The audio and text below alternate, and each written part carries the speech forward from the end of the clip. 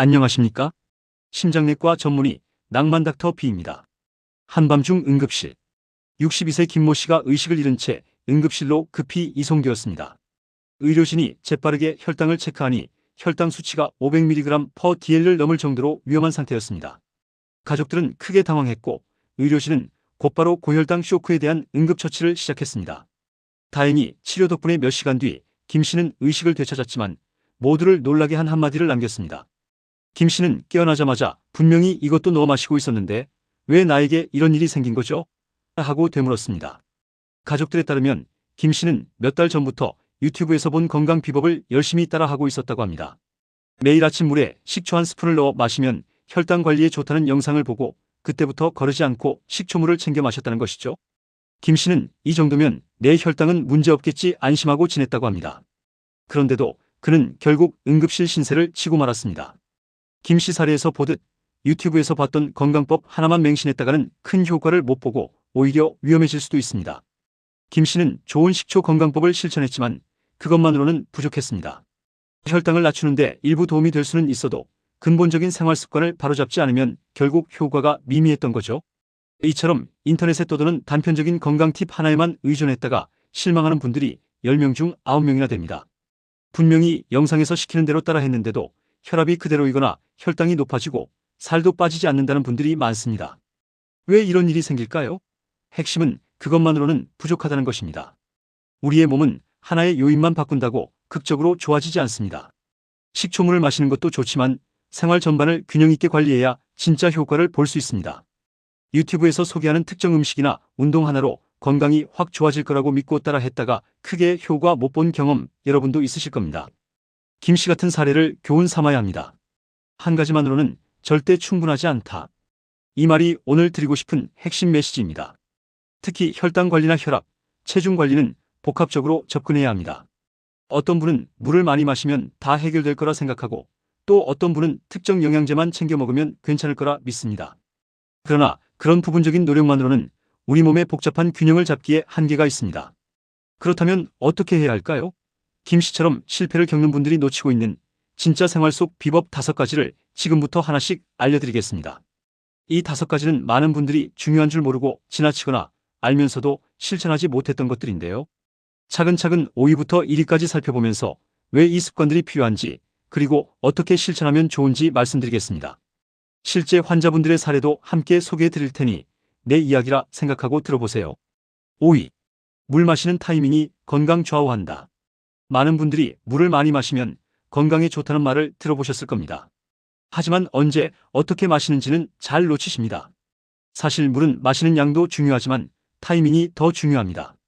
목이 마를 때만 물을 찾는 습관은 좋지 않습니다.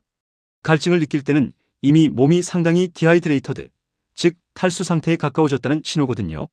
나이가 들수록 갈증 신호가 둔해져서 목이 마르지 않아도 규칙적으로 수분을 보충해주는 것이 필요합니다.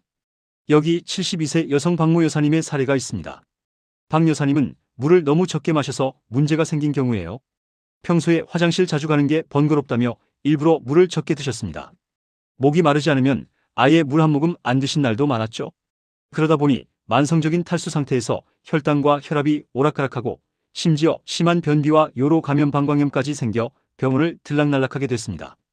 의사가 물을 더 드시라고 권해도 별로 갈증이 없는데요 하고 대수롭지 않게 여기셨죠. 하지만 한 번은 가벼운 어지럼증으로 쓰러질 뻔한 일을 겪고 나서 크게 깨달으셨습니다. 아, 물을 제대로 마셔야 하는구나. 그때부터 아침에 눈 뜨자마자 미지근한 물 한 컵, 식사 30분 전에 한 컵, 오후에 한두 컵 이렇게 시간을 정해두고 물을 챙겨 드시기 시작했어요. 그 결과 어떻게 되셨을까요? 혈당이 안정되고 두통이 사라졌습니다. 늘 있던 오후에 피로감도 많이 줄었어요. 예전에 박 여사님은 오후 34시면 녹초가 되어 단 것부터 찾았는데 이제는 물 한 컵으로도 충분히 활력을 되찾는다고 하십니다. 사실 오후에 나른하고 피곤한 게 탈수 증상일 때가 많습니다. 물을 한 잔 마시면 몸에 에너지가 공급되고 기분 전환에 도움이 되죠. 반면 그때 커피나 과자 같은 것으로 버티면 잠도 방해되고 오히려 혈당만 올려서 더 피곤해집니다. 물은 이렇게 우리 몸 구석구석 필수적인 영양소입니다. 혈액, 심장, 뇌, 신장 할 것 없이 물이 모자라면 제 기능을 못합니다. 혈당 관리 측면에서도 몸의 수분이 충분해야 혈당 수치가 안정되기 쉬워요. 반대로 물이 부족하면 혈액이 끈적해지고 혈당 농도가 상대적으로 높아질 수 있습니다. 탈수 상태에서는 인슐린 저항성이 악화된다는 보고도 있습니다. 그렇다면 어느 정도, 언제 마시면 좋을까요? 일반적으로 하루 1.5리터 정도의 물을 나눠서 마시는 걸 권합니다. 체중이나 기저질환에 따라 다르지만 8잔의 법칙 많이 들어보셨죠? 큰 컵으로 78잔이면 대개 충분합니다. 중요한 건 규칙적으로 드시는 거예요. 아침에 일어나서 한 잔은 밤새 부족했던 수분을 채워주고 장을 깨워줍니다. 식사 30분 전쯤 한 잔은 속을 편안하게 하고 과식 예방에 도움이 됩니다. 실제로 식사 전에 물을 한 컵 마신 그룹이 그렇지 않은 그룹보다 음식 섭취량이 적었다는 연구도 있습니다. 식사 중에도 물을 완전히 끊을 필요는 없습니다. 밥 먹을 때 물 마시면 안 좋다며 아예 안 드시는 분 계신데요. 음식을 부드럽게 넘길 정도로 조금씩 마시는 건 오히려 소화에 도움이 됩니다. 단, 식사 중에 물을 벌컥벌컥 많이 마시는 건 피하세요. 위액이 한꺼번에 희석돼서 소화가 잘 안 될 수 있으니까요. 그리고 잠자기 전에도 한 모금 물로 입안을 죽이고 주무시면 좋습니다. 밤에 너무 많은 양의 물을 마시면 화장실에 자주 깨실 수 있으니 2모금 정도만 드세요. 이처럼 물을 잘 마시는 생활 습관을 들이면 몸의 회복력이 달라집니다. 박 여사님처럼 작은 변화로 큰 개선을 보실 수 있어요. 목이 마르지 않아도 시간마다 물을 챙겨 마신다. 이 습관을 꼭 기억하세요. 자, 다음은 많은 분들이 놓치는 4번째 비법으로 넘어가 보겠습니다. 4위. 식후 10분 꼭 몸을 움직이세요. 밥 먹고 나면 뭐 하고 싶으세요? 눕고 싶다, 앉아서 TV 보고 싶다, 아마 이런 생각 드실 겁니다. 특히 나이 들수록 식후에 졸리고 움직이기 싫어지죠. 그런데 식후 10분만 움직여도 건강이 달라진다는 사실 많이들 놓치십니다. 밥 먹고 바로 움직이면 소화 안 된다는 옛말도 있어서 일부러 움직이지 않는 분도 있는데요. 오히려 가볍게 움직여야 소화도 잘 되고 혈당도 안정됩니다. 68세 남성 이모 씨는 식사 후에 꼭 소파에 앉아 TV를 보거나 낮잠을 즐기던 분입니다. 식곤증은 참을 수 없이 하시며 식후에는 절대 움직이지 않았어요. 이 씨는 수년째 당뇨를 앓고 있었는데 약을 먹어도 혈당 조절이 늘 어려웠습니다. 식후에 혈당이 확 오르는 식후 고혈당이 문제였죠.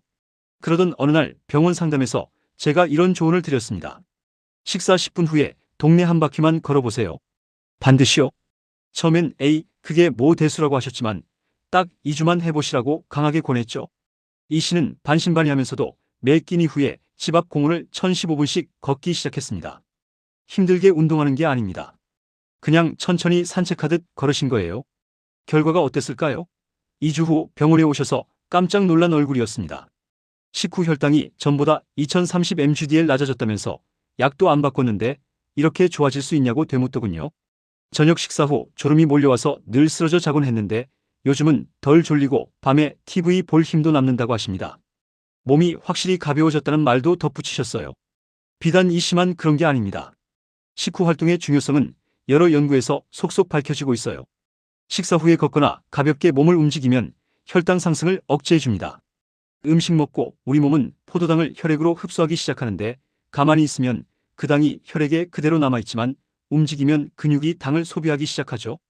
특히 식후 이 시간 내에 혈당이 많이 오르는데 이때 1015분만 걸어도 혈당 피크가 훨씬 낮아집니다. 미국 당뇨병 협회에서도 식후 가벼운 운동을 권장합니다. 꼭 걷기가 아니어도 좋아요. 집안에서 설거지나 가벼운 집안일을 하는 것도 괜찮습니다. 중요한 건 식후에 바로 눕거나 앉아만 있지 않는 것입니다. 어떤 분들은 밥 먹고 움직이면 체하지 않을까요? 걱정하시는데 격렬한 운동만 아니면 괜찮습니다. 무거운 운동, 예를 들어 식후 곧바로 달리기나 무거운 물건 들기는 당연히 피해야겠지만 산책, 가벼운 스트레칭, 방 청소 이런 건 오히려 소화를 도와줍니다. 혈당 관리뿐 아니라 소화기 건강에도 식후 활동은 중요해요. 조금이라도 몸을 움직이면 위와 장의 연동운동이 활발해져 음식물을 잘 내려보냅니다. 반대로 밥 먹고 꾸벅꾸벅 졸면 위에 음식이 정체되기 쉽죠. 또 식사 후 바로 눕는 습관은 위식 도역류 같은 문제도 일으킬 수 있습니다. 실천 팁을 드리자면 식사 직후 알람을 10분으로 맞춰놓고 움직이는 겁니다. 밥 먹고 나서 잠깐만 10분 걷자 하고 바로 집 앞에 나가거나 사무실 주변을 걷거나 그것도 어렵다면 자리에서 일어나 제자리 걸음이라도 해보세요. 실제로 직장인분들 중에 점심 먹고 건물 계단을 몇 층 올라갔다 내려오는 습관을 든 분들은 식곤증이 확 줄었다고들 합니다. 몸을 쓰면 혈액이 소화기관 위주에서 근육으로 분산되니 졸음도 덜해지는 거죠. 중요한 건 식후 10분만 움직이자 이 마음입니다. 처음엔 귀찮아도 습관되면 안 하면 오히려 더 찜찜해질 거예요. 이 작은 습관이 혈당, 소화, 체중 관리까지 도와준다는 것 기억하시고 오늘 점심 드신 후부터 바로 실천해 보세요. 3위. 식사 순서만 바꿔도 혈당이 달라집니다. 다음으로 많은 분들이 놓치는 비법, 식사하는 순서입니다. 우리는 보통 배고프면 눈앞에 보이는 음식부터 막 집어먹기 바쁘죠. 밥상에 국이 있고 밥이 있고 반찬이 있으면 국물 한 숟갈, 밥 한 술, 반찬 하나 이렇게 뒤섞어 드시곤 합니다. 또는 음식 가리지 않고 이것저것 동시에 먹는 게 익숙합니다. 그런데 먹는 순서만 살짝 바꿔도 체중과 혈당이 확 달라질 수 있다는 사실 알고 계신가요? 55세 여성 이모 씨는 체중과 혈당 때문에 고민이 많았습니다. 당뇨 전 단계 진단을 받아 식단 관리를 시작했는데 식단 구성을 바꾸는 게 어렵고 스트레스였어요. 좋아하는 밥, 국수도 마음껏 못 먹으니 힘들어하셨죠. 제가 이 씨에게 제안한 것은 드시던 음식 그대로 드세요. 단 순서만 바꿔보세요. 였습니다. 구체적으로 반찬 특히 채소부터 그 다음 단백질 반찬 그리고 마지막에 탄수화물밥이나 면을 드시라고 했습니다. 평소에는 배고프니까 밥부터 한 공기 다 비우고 반찬은 조금씩 드셨는데 그걸 야채 반찬부터 천천히 먹고 고기나 생선찬을 먹은 다음 맨 끝에 밥을 드시는 방식으로 바꿔보신 거죠. 한 달 후 이모 씨에게 놀라운 변화가 찾아왔습니다. 식사 순서만 바꿨을 뿐인데 체중이 2kg 이상 감소한 겁니다. 더욱이 식후 혈당이 예전보다 덜 올라가고 당화 혈색소 수치까지 개선되었어요. 본인은 오히려 먹을 건 다 먹었는데 하는 느낌이었다고 합니다. 밥, 국수도 여전히 드셨으니까요. 다만 순서를 지켰더니 전체 양도 자연스럽게 줄고 포만감이 오래가서 간식 생각이 사라졌다고 하십니다. 이처럼 식사 순서를 조절하는 것은 다이어트와 혈당 관리의 숨은 비법입니다. 최근에 영양소 섭취 순서라는 말이 의학계와 건강업계에서 많이 나오고 있어요. 무엇을 먹느냐만큼 중요한 게 어떤 순서로 먹느냐라는 개념입니다.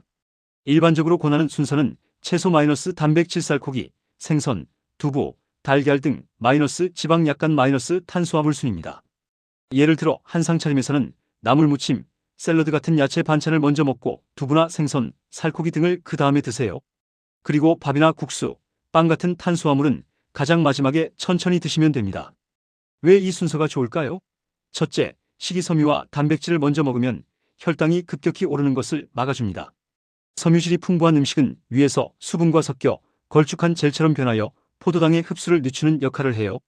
단백질과 건강한 지방도 마찬가지로 위를 천천히 비우도록 돕습니다.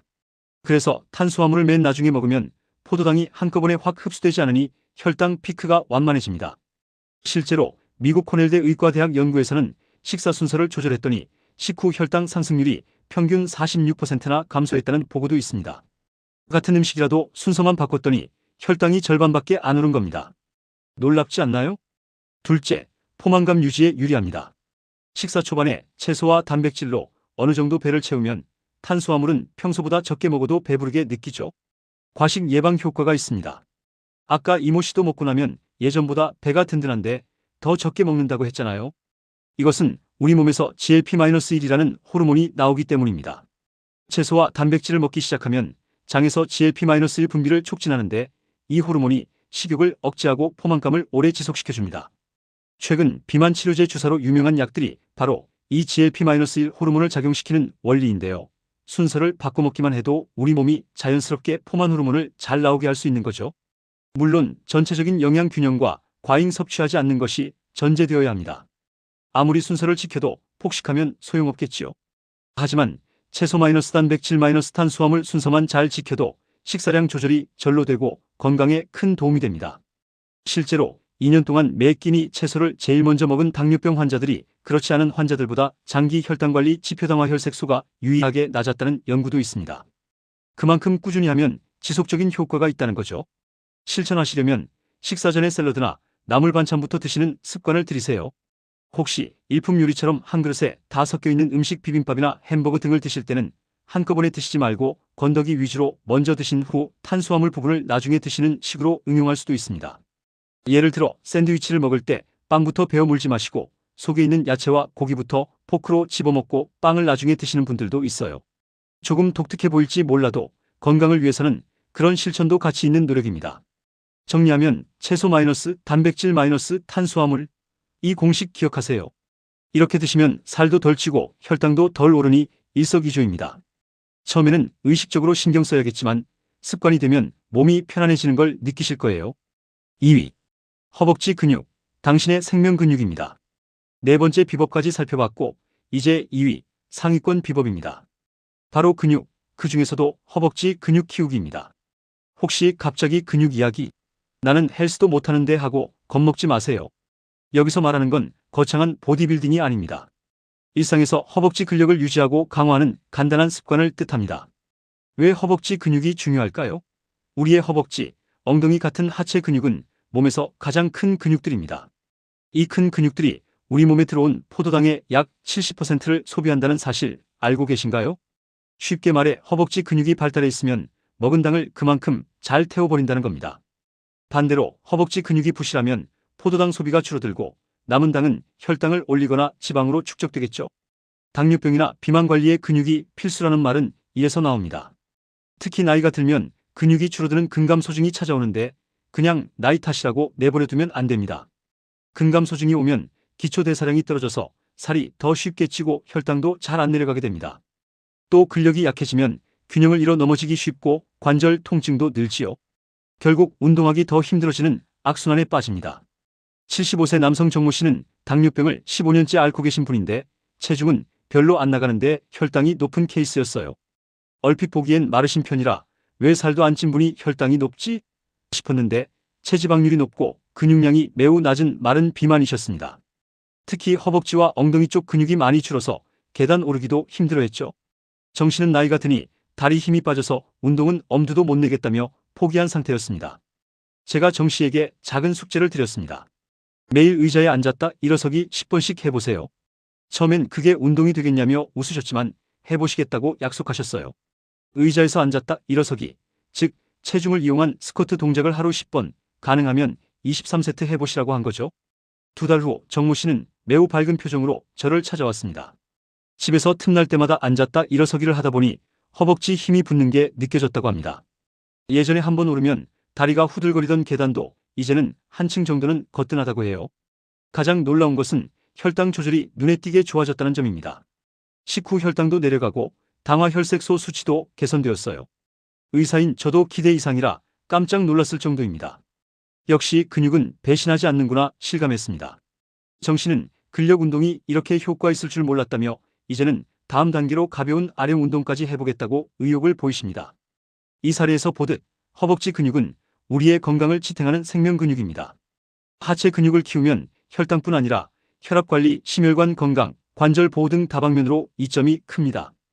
허벅지에 근육이 붙으면 다리 혈관들이 튼튼해져서 심장에 부담을 덜 주고 혈압이 안정되는 효과도 있습니다. 또 허벅지가 튼튼해야 무릎 관절에 가해지는 충격을 흡수해줘 관절염 악화도 막아줍니다. 중요한 것은 나이와 상관없이 근육은 키울 수 있다는 겁니다. 나는 70대니까 근력 운동은 무리라고 단념하지 마세요. 전문가들의 연구에 따르면 80대, 90대 고령자도 적절한 자극을 주면 근육이 반응해서 강화된다고 합니다. 물론 젊을 때보다는 천천히 늘겠지만 꾸준히 하면 누구나 근육을 늘릴 수 있다는 거죠. 허벅지 근육을 키우려면 거창한 헬스장 운동보다 생활 속 습관화가 더 중요합니다. 몇 가지 팁을 드리면 의자에서 일어날 때 팔 힘을 쓰지 말고 허벅지 힘으로 일어나기, TV 볼 때 광고 시간마다 일어나서 앉았다 일어서기 10번 하기, 가능하면 엘리베이터 대신 계단 이용하기, 가벼운 실내 자전거 타기 등이 있습니다. 심지어 누워서 다리를 드는 간단한 다리 운동만 해도 허벅지 앞쪽 근육이 자극됩니다. 포인트는 하루에 5분 10분이라도 하체에 자극을 주는 시간을 매일 만드는 것입니다. 하루 10번 스쿼트라도 좋습니다. 그렇게 해서 근력이 붙기 시작하면 아까 정 씨처럼 일상활동이 쉬워지고 활동이 늘어나면 건강이 더 좋아지는 선순환이 시작됩니다. 하체 근육은 우리 몸의 엔진입니다. 나이가 들수록 엔진이 식어가니 스스로 시동을 걸어줘야 해요. 오늘부터 의자에서 벌떡 일어서는 연습, 저랑 약속하시고 꼭 해보시면 좋겠습니다. 1위. 점심에 단백질을 꼭 챙겨 드세요. 대망의 1위 비법입니다. 가장 많은 분들이 놓치는 생활 수칙, 바로 점심 식사 때 단백질을 충분히 섭취하라는 것입니다. 아마 의외라고 느끼실 분도 있을 거예요. 아침밥 중요하단 말은 많이 들었어도 왜 하필 점심에 단백질일까요? 40대 직장인 박모 씨는 바쁜 회사원입니다. 이분은 아침은 거르기 일쑤였고 점심은 보통 간단히 회사 구내식당에서 때우거나 샌드위치로 때웠습니다. 저녁 때 집에 와서는 배가 고프니까 한꺼번에 많이 드시는 식습관이었어요. 그러다 보니 하루 전체로 보면 단백질 섭취가 턱없이 부족했습니다. 아침도 거의 안 먹고 점심에도 국에 말아 먹거나 김밥 한 줄 혹은 면 요리로 때우니 탄수화물 위주 식사가 된 거죠. 박 씨는 체중은 그렇게 많이 나가는 편이 아닌데 배만 나오는 복부 비만과 혈당 상승으로 병원을 찾았습니다. 검사 결과 근육량은 부족하고 중성지방과 혈당 수치가 경계 수준이었습니다. 제가 박 씨에게 드린 조언이 바로 점심 식단에 단백질을 꼭 추가하세요였습니다. 예를 들어 똑같이 회사 식당을 가더라도 단백질 반찬 살코기나 생선, 두부류를 2배로 챙기고 부족하면 삶은 달걀이나 두유를 추가로 섭취하도록 한 거죠. 샌드위치를 먹게 되면 치즈나 닭가슴살 등을 추가해서 단백질 함량을 높이도록 했습니다. 처음엔 귀찮아했지만 제가 점심 한 끼가 몸을 바꾸는 키포인트라고 강조했습니다. 몇 달 후 박 씨는 뱃살이 눈에 띄게 줄고 혈액 검사 수치들도 모두 개선되었습니다. 무엇보다 오후의 컨디션이 확 달라졌다고 해요. 전에는 점심 먹고 나면 단 음식이나 커피 없이는 버티기 힘들 만큼 정신이 흐릿했는데 점심에 단백질을 충분히 먹고 나니 포만감이 오래가고 오후에도 머리가 맑다는 겁니다. 퇴근 후 저녁 식사량도 자연히 줄어서 체중 관리에도 성공했고요. 이렇듯 점심 단백질이 박 씨의 건강 습관을 크게 바꿔놓았습니다. 그렇다면 왜 점심에 단백질이 중요할까요? 첫째, 근육 유지와 회복을 위해 점심마다 단백질을 보충해줘야 합니다. 우리 몸은 끊임없이 근육을 쓰고 분해하고 있기 때문에 한꺼번에 몰아서 고기를 먹는 것보다 매 끼니 골고루 단백질을 섭취해주는 게 근육 유지에 효과적입니다. 특히 중년 이상에서는 단백질을 섭취해도 근합성 효율이 떨어지기 때문에 아침, 점심, 저녁 3끼에 나눠서 충분량을 드시는 게 좋습니다. 많은 분들이 아침은 대충, 점심도 간단히, 그리고 저녁에야 고기나 생선을 제대로 드시는 패턴인데요. 그러면 하루 중 상당 시간을 우리 몸이 근육을 만들 연료 없이 버티게 됩니다. 점심에 단백질을 보충하면 오후 활동에 필요한 에너지도 생기고 근육 분해를 막아주는 효과가 있습니다. 둘째, 포만감과 혈당 안정입니다. 단백질이 풍부한 식사는 식후 혈당을 천천히 오르게 하고 포만감을 오래 지속시킵니다. 반면에 점심에 빵이나 국수처럼 탄수화물 위주로만 드시면 혈당이 훅 올랐다가 금방 떨어지면서 금세 배가 다시 고파지고 에너지 저하를 느끼게 됩니다. 그래서 오후에 과자나 커피 믹스 같은 불필요한 간식을 찾게 되고 이게 또 혈당과 체중 관리에 악영향을 줍니다. 점심을 어떻게 먹느냐가 오후 간식과 저녁 폭식을 결정한다고 해도 과언이 아니에요. 셋째, 하루 단백질 목표량 충족을 위해서라도 점심을 놓치면 안 됩니다. 우리 몸에 필요한 단백질 권장량은 체중 1kg당 약 0.8일지 정도로 60kg 성인이라면 하루 최소 5060찌는 드셔야 합니다. 그런데 이걸 한 끼 저녁에 몰아서 드시기 어렵습니다. 흡수 효율도 떨어지고 소화에도 부담이 되죠. 점심에 2030지 정도의 단백질을 챙기면 하루 단백질 요구량을 채우기가 수월해집니다. 현실적으로 점심때 단백질을 늘리려면 어떻게 해야 할까요? 직장인이라면 도시락을 쌀 때 삶은 달걀, 두부 부침, 닭가슴살 소시지 등 단백질 반찬을 하나 더 넣기를 권합니다. 구내식당이나 식당을 이용한다면 국물 위주의 식사보다는 고기나 생선이 포함된 메뉴를 선택하세요. 예를 들어 순두부찌개나 된장찌개 같은 메뉴엔 두부 등 단백질이 있지만 양이 적으니 추가로 삶은 달걀 하나를 곁들인다든지 하면 좋습니다. 혹시 면 요리를 먹게 될 땐 삶은 계란이나 두유 혹은 미리 준비한 견과류 등을 곁들이세요. 요즘은 편의점에서도 그릭 요거트, 치즈, 프로틴바, 삶은 계란 등 간편 단백질 식품을 쉽게 구할 수 있으니 활용하시고요. 집에 계신 분들도 마찬가지입니다. 점심을 대충 국에 밥 말아 드시는 분들 많은데 꼭 생선 한 토막이나 두부 요리, 달걀 프라이 두 알라도 챙겨 드세요. 콩이나 두부 같은 식물성 단백질도 좋지만 살코기, 생선, 달걀, 유제품 같은 동물성 단백질도 골고루 드시는 게 좋습니다. 동물성에는 필수 아미노산이 풍부하거든요. 씹기 힘들다면 두부나 계란찜처럼 부드러운 형태로 준비하시면 됩니다. 결론적으로 점심을 거르지 말고 탄수화물만 먹지 말고 반드시 단백질을 함께 먹자. 이 원칙을 기억하세요. 이것 하나만 실천해도 하루 에너지와 영양 밸런스가 맞춰지면서 건강이 꾸준히 좋아지는 걸 느끼실 겁니다. 마지막 정리, 작은 실천이 모여 큰 변화로 오늘부터 하나씩 시작하세요. 자, 지금까지 많은 분들이 놓치고 있던 5가지 생활 속 비법을 순위별로 알아봤습니다. 요약해볼까요? 물 마시는 타이밍 목마를 때만 마시지 말고 아침 기상 직후부터 규칙적으로 물을 드세요. 물은 우리 몸의 기본 연료입니다. 충분한 수분이 건강의 출발점이에요. 식후 10분 활동, 밥 먹고 바로 움직이는 습관을 들이세요. 산책이나 가벼운 집안일이라도 좋습니다.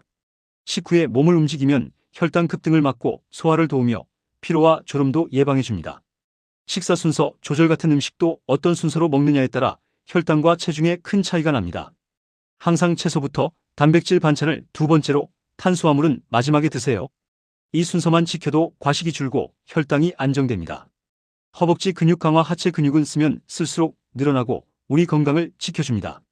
의자에서 일어서기, 걷기 등 일상 속 작은 운동으로 허벅지 근육을 챙기세요. 근육은 제2의 심장이자 혈당 잡는 공장입니다. 나이와 상관없이 지금부터 시작하면 누구나 근력을 키울 수 있습니다.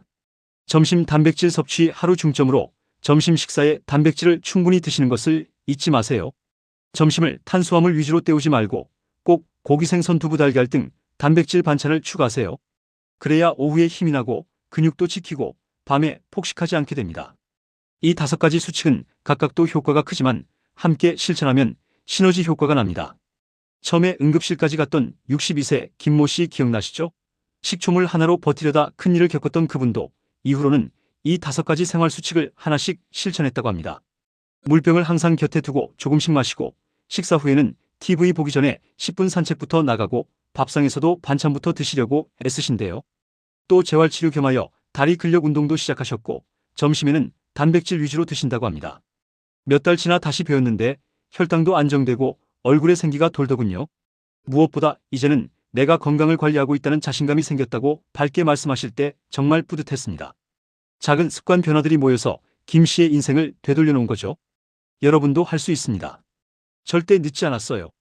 5가지 중 딱 하나만 먼저 골라서 이번 주부터 시작해보세요. 물을 챙겨 마시는 것부터 시작해도 좋고 오늘 점심 산책부터 나가셔도 좋습니다. 하나를 해보면 생각보다 괜찮네 하는 느낌이 드실 거고 그 다음 둘째, 셋째 습관도 자연스럽게 따라 할 수 있을 거예요. 우리 몸은 정직해서 돌봐주는 만큼 천천히라도 반드시 반응합니다. 마지막으로 강조드리고 싶어요. 어떤 유행 건강법도 기본을 이길 수 없습니다. 유튜브에 떠도는 요약이나 특별한 식단도 중요할 수 있지만 결국 오늘 말씀드린 것 같은 기본 생활 습관이 받쳐주지 않으면 효과를 못 봅니다. 반대로 기본을 제대로 하면 약효 이상의 놀라운 변화를 경험하게 되실 거예요. 오늘 이야기가 도움이 되었다면 주변의 소중한 분들과도 이 정보를 꼭 나눠주세요. 가족이나 친구 10명에게 이 영상을 전한다면 그중 9명은 아마 나도 이걸 놓치고 있었네 하실지 모릅니다. 듣고 보니 별것 아닌 평범한 수칙들이지만 막상 실천하는 사람은 드물거든요. 여러분은 오늘부터 그 소수에 실천하는 사람이 되시길 바랍니다. 분명히 건강에 좋은 변화가 찾아올 거예요. 건강한 생활을 위한 팁을 앞으로도 계속 전해드릴 테니 구독과 좋아요로 함께해 주시면 감사하겠습니다. 궁금한 점이나 여러분의 실천 후기도 댓글로 남겨주세요. 하나하나 읽고 또 다음 콘텐츠에 반영하도록 하겠습니다. 긴 시간 함께 해주셔서 고맙습니다. 우리 모두 작은 습관부터 하나씩 실천하며 건강하게 지내봐요. 감사합니다.